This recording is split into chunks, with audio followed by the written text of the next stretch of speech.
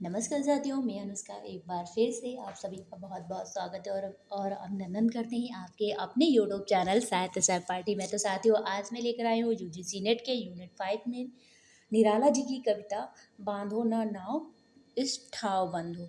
तो ये निराला जी की बहुत ही छोटी सी कविता है।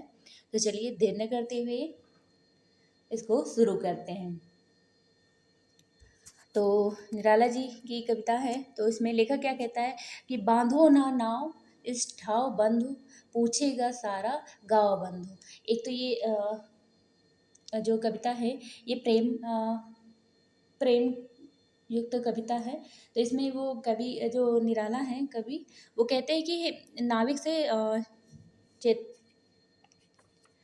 चेतावनी देते हुए कहते हैं कि हे नाविक, इस घाट पर, एक घाट विशेष है, इस घाट पर जो है नाव को नहीं बांधना, क्योंकि यहाँ सब लोग मुझे जानते पहचानते हैं और सब पूछने लगेंगे कि भाई हाल चाल वगैरह की क्या है।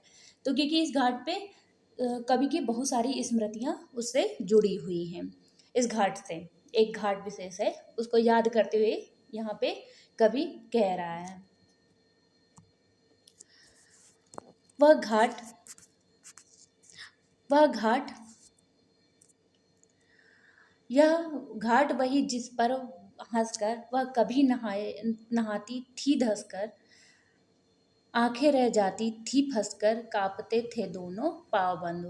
तो निराला अपनी पुरानी स्मृतियों को याद करते हुए कहते हैं कि यह नाविक से कहते हैं कि यह वही घाट है जहाँ पर कभी उनकी प्रियतमा जो थी, नायिका जो थी, वो कभी नहा करके प्रसन्नचित होकर के नहाती थी।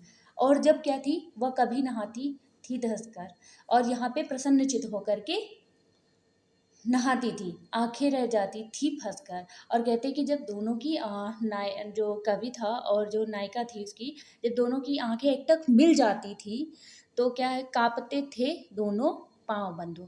तो कांपने का मतलब यहाँ पे रहता है कि जब दोनों की जो आंखें परस्पर आपस में मिल जाती हैं, तो वो जो क्या होता है कि एक तरीके के जो सिहरन होती है, वही उसके उसके द्वारा उनके पाँव काँपने लगते थे। यहाँ पर क्या होता है कि किशोरावस्था के प्रेम को भी व्यक्त किया है कवि ने। वह हंसी बहुत कुछ कहती थी। तो फिर कवि जो है निराला जी, वह कहते कि वह जब वो जो दोनों जो लोग जब मिलते थे, तो दोनों लोगों की जब आंखें मिलती थी, तो वह खिलखिलाकर बहुत प्रसन्न होकर के हंसती थी, और उस हंसी में बहुत कुछ कह जाती थी। और फिर आगे है कि फिर भी अपने में रहती थी, फिर भी अपने में रहती थी। यहाँ पर अपने में रहने का मतलब ये नहीं कि अभिमान में रहती थी, नहीं, यहाँ पे एक वो रहता है कि अपनी मर्यादा में रहती थी। वो मतलब हंसती थी खिलखिलाकर, बहुत कुछ कह जाती थी। नायक नायिका का प्रेम एक आंखों के द्वारा होता था, लेकिन अपनी मर्यादा को कभी वो नहीं तोड़ती थी, कि यानी ये नहीं कि वो नायक के पास आ जाए, तो वो अपनी मर्यादा में रहती थी, सबकी सुनती थी, सहती थी, देती थी सबके दाव बंधो। और क्या कहती है, अर्थात वह समाज के सभी मतलब बातें, जिनकी भी बातें होती थी उनको भी मतलब सुनती थी, लेकिन प्रतिक्रिया नहीं देती थी, और सबको अपनी तरकीब से, मतलब दांव मतलब होता है यहाँ पे एक तरीके से परास्त कर देना। तो वो क्या करती थी कि अपनी ही मतलब तरकीब से सबको क्या कर देती थी, परास्त कर देती थी। यहाँ पर नायिका के जो प्रेम करने का जो वो क्या कहती है कि नायिका प्रेम करने का तरीका बदल देगी। इस कविता का जो मतलब मुख्य उद्देश्य यह है कि नायिका जो है प्रेम करने का तरीका बदल देगी, बात करने का तरीका बदल देगी, लेकिन क्या, प्रेम करना नहीं बंद करेगी।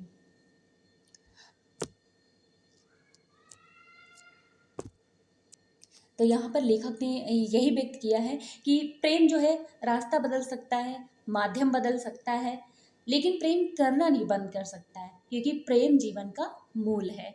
तो ये छोटी सी कविता थी जो मैं यहीं पे समाप्त करती हूँ। ये वीडियो मिलते हैं नेक्स्ट वीडियो में, तब तक के लिए नमस्कार।